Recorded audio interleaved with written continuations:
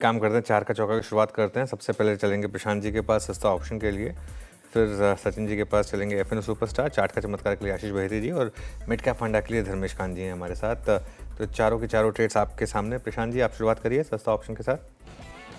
तो अनुज जी, कॉन्कॉर में एक ब्रेकडाउन नजर आ रहा है और इसकी जो 560 560 स्ट्राइक प्राइस की जो पुट ऑप्शन है, ऑलमोस्ट 12.5 के आसपास अभी 12.90 हो गई है। तो जो स्टॉप लॉस होगा उसको 8.5 के नीचे रखेंगे और यहाँ से जो टारगेट में देख रहा हूँ वो 20 और 24, 20 एंड 24। ओके, चलिए, तो ये कॉनकॉर में ब्रेकडाउन, नंबर खराब थे कॉनकॉर के, उसके बाद रिएक्शंस। सचिन, आपने क्या पिक किया? अनुज जी, हीरो मोटोकॉर्प के रिजल्ट्स है, बट जिस तरीके से इसने एक ब्रेकआउट एस्टैब्लिश किया है, सोमवार के सत्र में भी हमने इसे हाईलाइट किया था। तो अगर पुल बैक यहाँ पर मिल जाता है रिजल्ट रिएक्शन की वजह से, तो मुझे लग रहा है यहाँ पर खरीदारी की जा सकती है। एक काफी अच्छा फर्म बेस यहाँ पर 4450 पे अभी एस्टैब्लिश हो चुका है। तो स्टॉप लॉस आप लगभग अराउंड 4430 पे लगाए। खरीदारी करने की अभी भी सलाह होगी हीरो मोटोकॉर्प के काउंटर में। ऑन द हायर साइड हो सकता है कि ये पर्टिकुलर रैली 4700 तक एक्सटेंड हो जाए। पोजिशनल टारगेट यहाँ पर होगा अराउंड 4850 का। Ahead of numbers hero mode, हालांकि दिख वीक रहा था। सचिन कह रहे हैं ना, इसमें खरीदारी करके चलिए, यहां से अच्छे खासे अपसाइड्स देने का दमखम है। तो देखते हैं, नंबर्स पे सारा दारोमदार, लेकिन हीरो मोटोकॉर्प एक बायर को। चार्ट का चमत्कार, बैती साहब, चार्ट्स पे कोई बढ़िया सा आइडिया? जी, आशीष जी, इंटरग्लोब एविएशन पे खरीदारी की सलाह रहेगी। स्टॉक कंसोलिडेट कर रहा है पिछले 2-3 हफ्तों से, लेकिन हमें लग रहा है कि वापस एक फ्रेश मूव इसमें देखने मिल सकता है। तो यहाँ पे रिस्क रिवॉर्ड काफी फेवरेबल है। 5700 का स्टॉप लॉस लगाकर यहाँ खरीदारी की सलाह रहेगी। ऊपर में जो टारगेट्स रहेंगे वो 5900 और 6050, 6050 तक का जोन देखने मिल सकता है। इंटरग्लोब एविएशन खरीदारी करिए, गजब है भाई साहब। भोपाल में फ्लाइट लेट आई थी वापसी की, भोपाल टू मुंबई।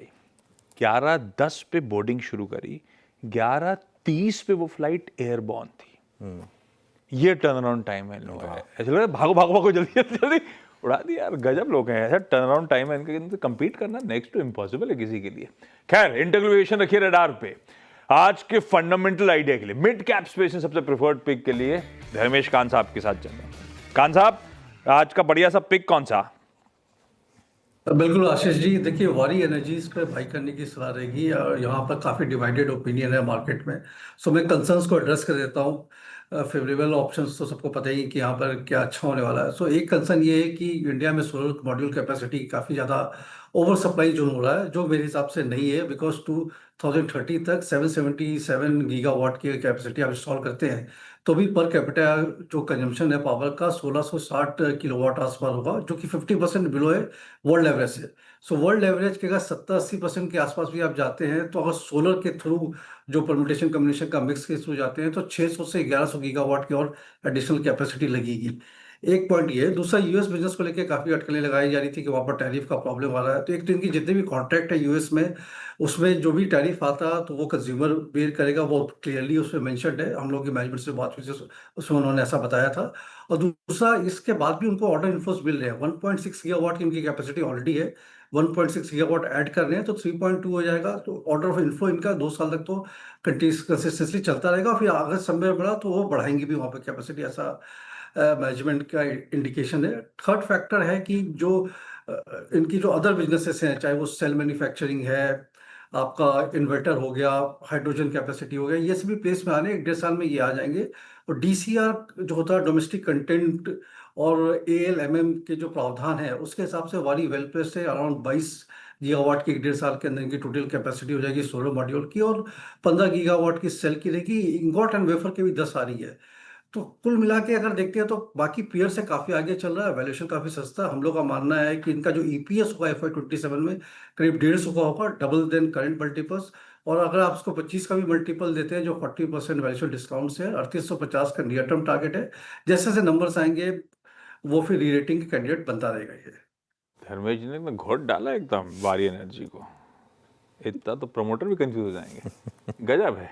खैर ठीक है, आज के सारे टॉप कॉल, ये सॉरी 4 का चौका सस्ता ऑप्शन सावंत साहब की तरफ से आया। कंटेनर कॉर्पोरेशन ब्रेकडाउन विजिबल है, 560 का पुट ले लीजिए। सचिन कह रहे हैं एफएनओ सुपरस्टार के तौर पे हीरो मोटोकॉर्प इस गिरावट से घबराए ना, दरअसल खरीदारी करने के मौके हैं 4430 के एसएल के साथ। चार्ट का चमत्कार, बहती साहब कह रहे हैं इंटरग्लोब एविएशन अच्छा लग रहा है, खरीदारी का मन 5700 के स्टॉप के साथ। और धर्मेश कांत साहब का मिड कैप फंडा वारी एनर्जीज खरीदारी करने का यहां पे कॉल आता हुआ।